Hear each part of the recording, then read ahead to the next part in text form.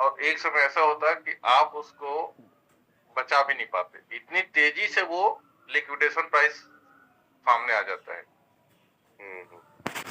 सामने एकदम फ्रंट पे आपको लगता है यार अभी तो लिक्विडेशन प्राइस नहीं दिख रहा है, लेकिन अचानक ऐसे मार्केट गिर जाए तो उस समय में लिक्विडेशन प्राइस बिल्कुल सामने दिखेगा आपको। ऐसा होता है, ठीक है। क्या है कि माइनस जो हो रहा है ना, ये आपके मूलधन में माइनस होते जाता है। ये यहाँ मूलधन है उसमें ये माइनस होता है। जब ये मूलधन आपका यहाँ पूरा समाहित हो गया इसके अंदर, तो लिक्विडेशन प्राइस तो आना ही आना है आपको। ऐसा है, ठीक है। हम लोग भी पहले जब ट्रेड करते थे तो हम लोग को समझ में नहीं आता, हम लोग अभी तो लिक्विडेशन नहीं ऐसे सोचते थे, लेकिन अचानक लिक्विडेशन दिखता था, अचानक। तो हम क्या कर रहे, फंडिंग वॉलेट में अलग से फंड रखते थे, फंडिंग वॉलेट में। हाँ, $500,000 अलग से फंडिंग वॉलेट में रखते हैं, ताकि इमरजेंसी, अब हमें तो पता नहीं था, हम सीख रहे थे उस समय, ठीक है।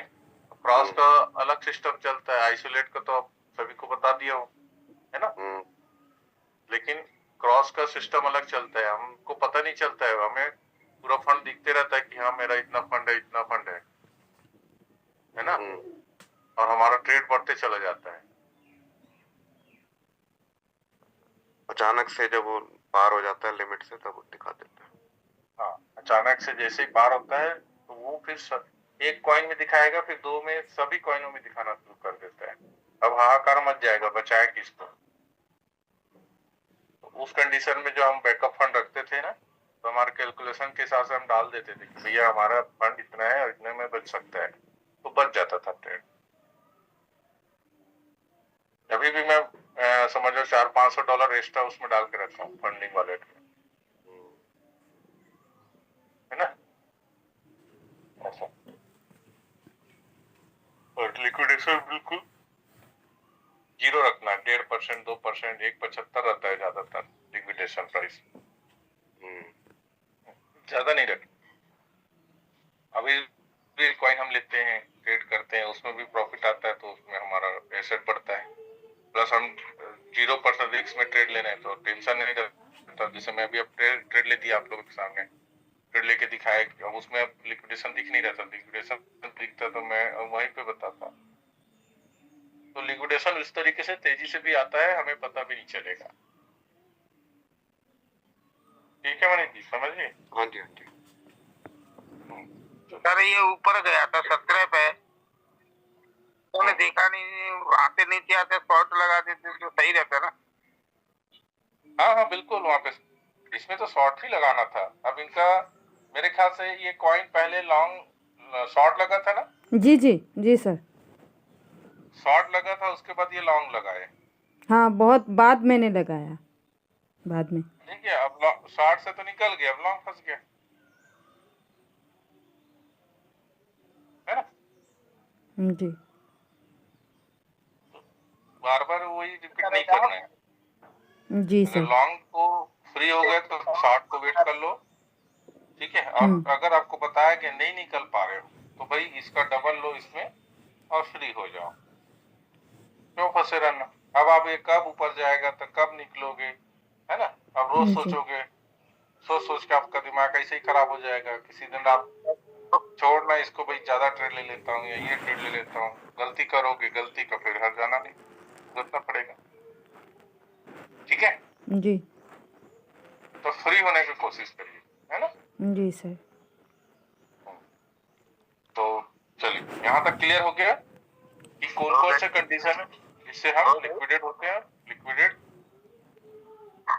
जी सर। होते हैं और बचाया भी जा सकता है लिक्विडेशन को, जी।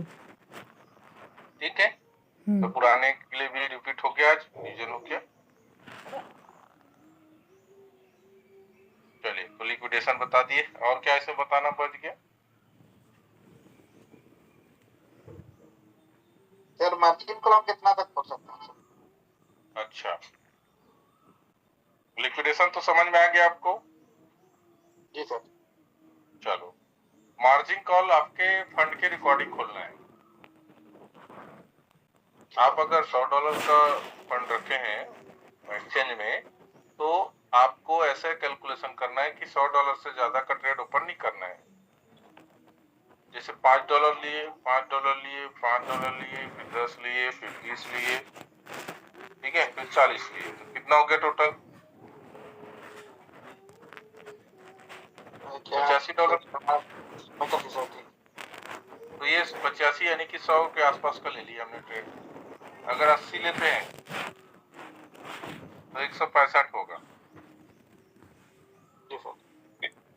तो या तो आप 85 का ट्रेड ले लो, और अगर 165 का लेते हो तो $65 यहाँ पे ऐड कर दो।